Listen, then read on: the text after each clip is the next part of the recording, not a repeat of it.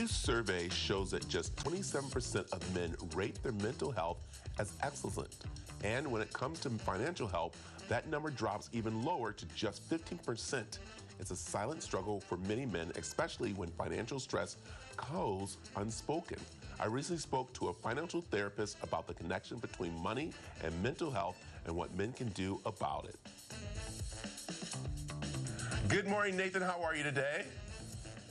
I'm great. How are you doing? I'm doing really good because this is a subject that we really need to talk about, especially when it comes to men and their mental health. And there's a survey showing that, men are not really talking about the stress they're having when it comes to financial stress. Let's talk about the survey a little bit. Yeah, well, I think it's perfect timing because June is Men's Mental Health Awareness Month. And this Beyond Finance survey showed that only 27% of men rated their mental health as excellent, with way lower 15% of men saying that their financial health was excellent. And what we're seeing is that mental health and financial health are deeply intertwined. Yeah, let's talk about some of the hidden stress that men are having when it comes to finances and how that's really impacted them overall.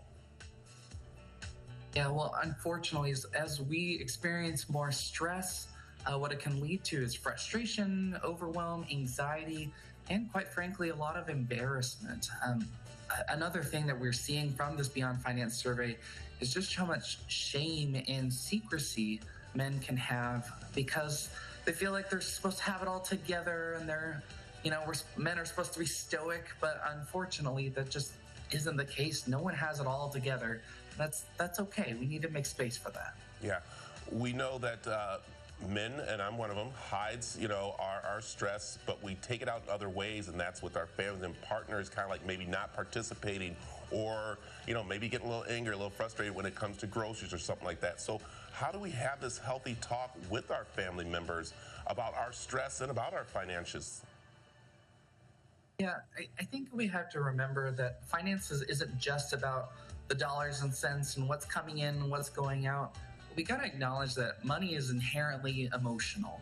And so what we need to do is have more conversations with our partners and more vulnerable conversations with our partners.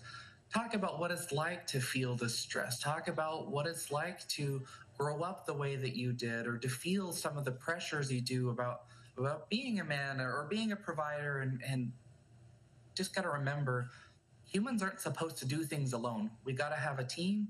We got to have the people around us knowing what's going on, supporting us, and we just do a lot better when we can remember that. Yeah.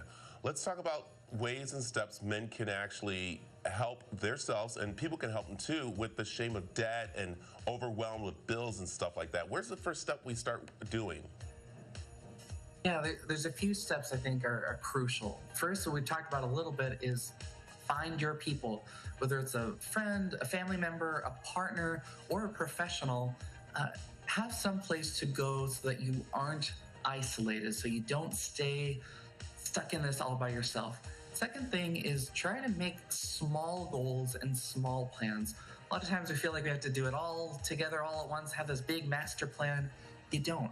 Just take the next step, put one foot in front of the other. What's the next small debt I can tackle, or who's the next person I can talk to, but make it small. And finally, remember, you are not your paycheck. You are not your debt. These are important things that we might have to deal with and problem solve around, but your value isn't up for debate, no matter what's going on with your bank account. Remember that these are things you have. It's not who you are. I think that can be a really healing thing in helping us move forward in our financial and mental health journeys. Yeah, I'll tell you, Nathan, I'll give one tip that I do each month when I get the bills. I sit there, go over them, and then I go for a walk.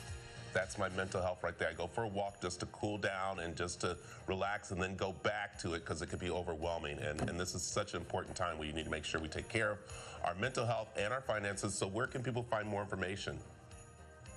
Yeah, great resource is at beyondfinance.com.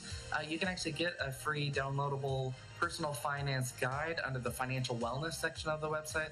And I love your tip. I think the more that we have little walks, little things that help us move through the stress, the better that we do. I know. Hey, Nathan, thanks for joining us this morning. Of course, thanks for having me.